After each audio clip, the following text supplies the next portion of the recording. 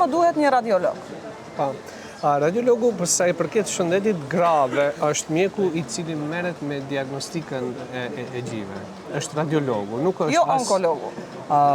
Onkologu është, në një fazë tjetër të trajtimit të pacientëve, me diagnostikim merret radiologu. Dhe për fat keq që gjatë çdo radiolog, gjatë specializimit të tij, ka disa muaj që i kalon në diagnostikën e gjirit dhe ka njohuri, bazë për diagnostikën e gjirit. Po mandej ekziston një specializim e veçantë që quhet diagnostika e gjirit, mama radiodiagnostika quhet. Dhe ne jemi në krejt shtetin jemi vetëm 5 mjek të tillë që pa.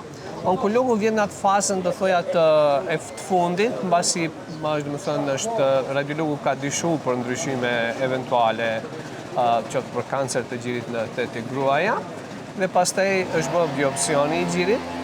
Materiali është marrë, është dërguar te patologu për të vërtetuar, për të diagnoza dyshimi i radiologut në këtë rast.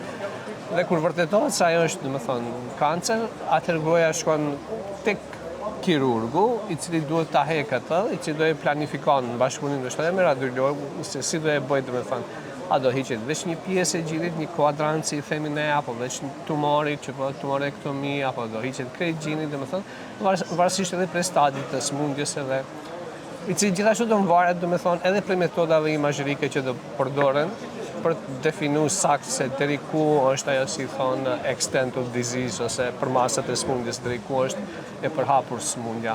Pasi bëhet intervenimi kirurgjik, është faza ku pacientja përfundon te onkologu për të vendosur eventualisht se a do duhet të merr kimioterapi pacientja, a do duhet të merr rezatim, shtesë ose ajo është vendimi i tij.